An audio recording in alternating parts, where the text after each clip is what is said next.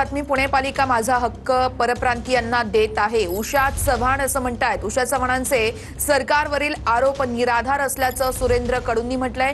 तर मुलाचं नाव हृदयनाथ कडू का लावतात याचा खुलासा करावा. मुलाचं नाव हृदयनाथ कडू लावून आमच्या प्रॉपर्टी हडप करायच्या आहेत. सुरेंद्र कडू यांचा उषा चव्हाण यांच्यावरती आरोप आहे. पुणे पालिका माझा हक्क परप्रांतीयांना देत आहे असं उषा चव्हाण यांनी म्हटलेलं आहे.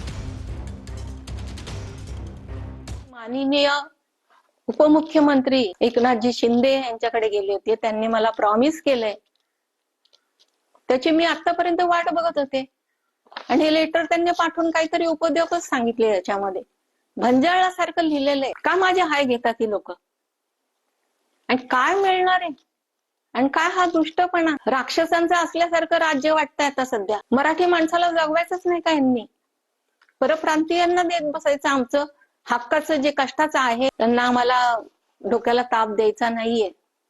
शिंदे साहेबांना काय अधिकार नाही. हा आमचा हक्काचा गोष्ट आहे, आणि हक्काच्या गोष्टीला कुणी डावलू नये असं मला वाटतं. ज्येष्ठ अभिनेत्री उषा चव्हाण या ज्या म्हणतायत, स्वतः कडू उषा चव्हाण म्हणवतात आणि मुलाचं नाव हृदयनाथ कडू लावतात, तर त्यांनी याचा खुलासा करावा. असं का उषा चव्हाण म्हणून मिरवायचं यांनी, आणि मुलांनी हृदयनाथ दत्तात्रय कडू नाव लावून आमच्या प्रॉपर्टी हडप करायच्या, हे असं कुठपर्यंत चालणार. याबाबत शासनाने जरा ठोस पावलं उचलली पाहिजेत. आमच्या आईचा संसार उद्ध्वस्त केला आणि आता आमच्या प्रॉपर्टीच्या मागं लागल्यात. सिनेमा अभिनेत्री असलेला फायदा घेऊन त्यांनी वडिलांची जवळीक साधली आणि असा गैरफायदा घेतात.